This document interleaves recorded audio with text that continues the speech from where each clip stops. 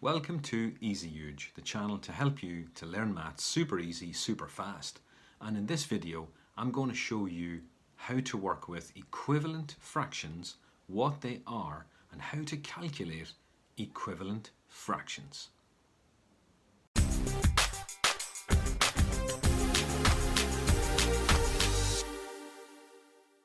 If you're new to the channel, make sure to hit that subscribe button and click like on this video. And make sure that you watch all the way through to the end for question of the day. Imagine that this here was a chocolate bar and it came in two halves. So you had a half over here and a half over here. And you snap it in half. And you take this half.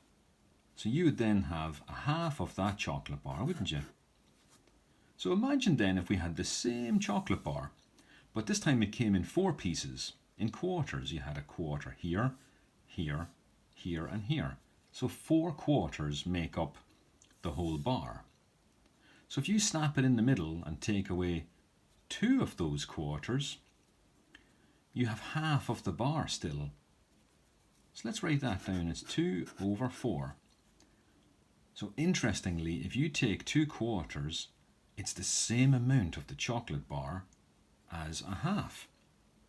So here straight away, this is your first equivalent fraction. So a half is exactly the same as 2 quarters. And that's all an equivalent fraction is. The value is the same, so it's still a half of the chocolate bar. But in this example, 2 quarters of the chocolate bar, as you can see by this orange area, it's still a half of the chocolate bar. So even though the fraction looks different, the value is exactly the same.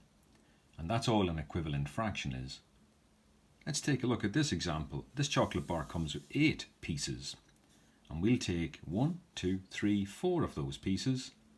So we will have 4/8 of the chocolate bar. And again, 4/8 is the same amount of chocolate as 2 quarters of the bar, and the same as a half.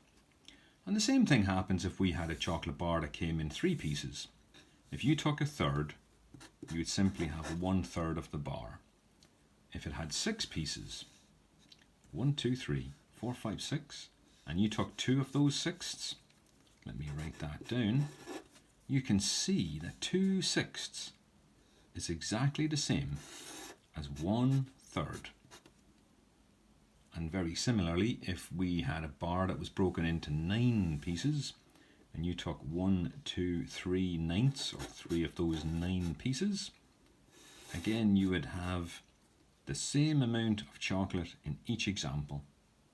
So again, these are equivalent fractions.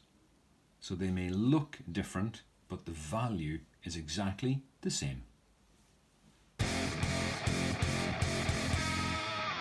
Now I'm going to show you how to find equivalent fractions. So the first example here is to find 2 equivalent fractions of a half. So let me write that down for you. 1 over 2, very simply, is a half. Now there's many ways to find equivalent fractions, and in this example I'm going to show you how to find equivalent fractions by multiplying. So the trick is, whatever you do to the top number, you have to do to the bottom number to keep the value of the fraction the same. So let me show you. If I had a half and if I multiplied the top number by 2 and the bottom number by 2, 2 over 2 is 1.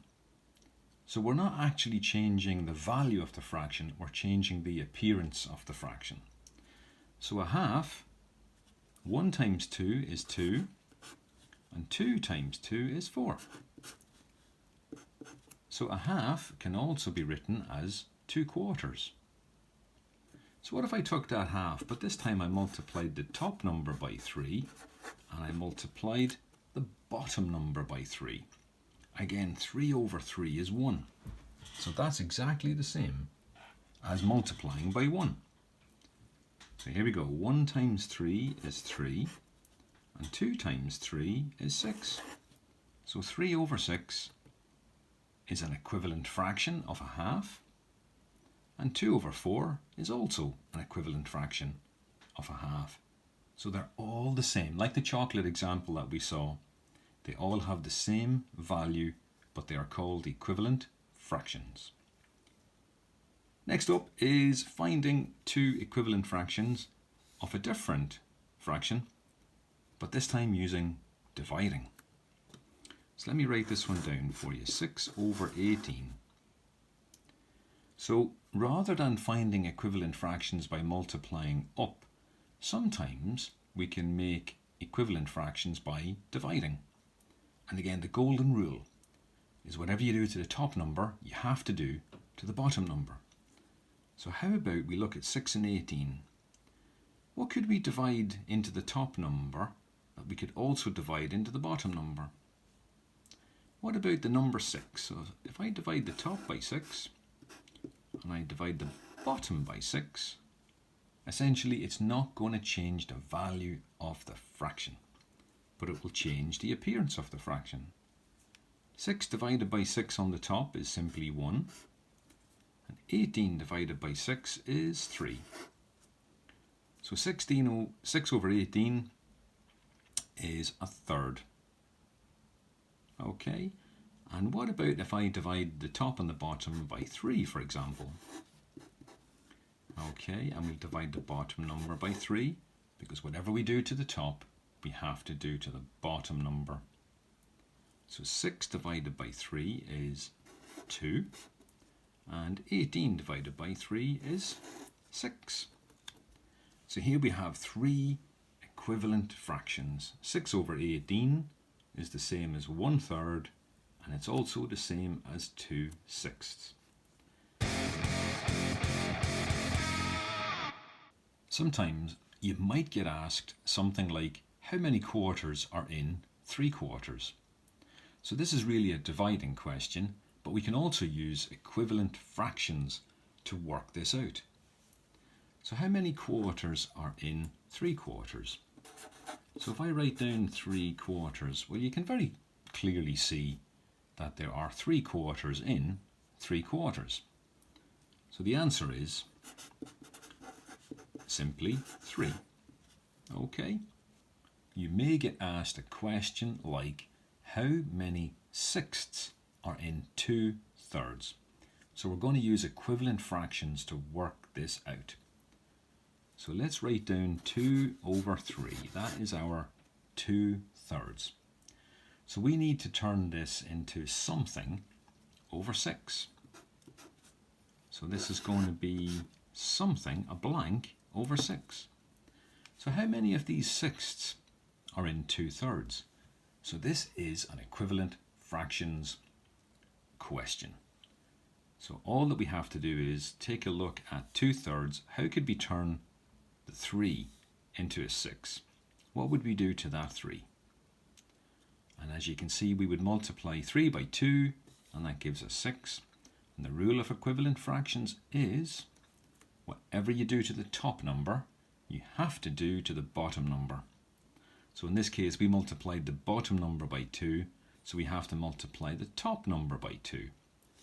So let's multiply 2 by 2, and the answer is 4. So 2/3 is the same as 4/6. So the answer to the question of how many sixths are in 2/3, and the answer is 4. It's really 4/6. Question of the day is, which of these fractions is not an equivalent fraction of the others? And we have 2/10, 2 over 10. We have 5/20, that's 5 over 20. We have 1/5, that's 1 over 5. And finally, we have 3/15. So which one of those fractions is not an equivalent fraction of the others? So remember what you've learned in the video. The trick is whatever you do to the top number, you must do to the bottom number to work out an equivalent fraction. That can be a multiply or it can be a divide. So use what you've learned in the video, give this a try, and when you get your answer, leave it in the comments. Thanks for watching, and I'll see you again in the next video.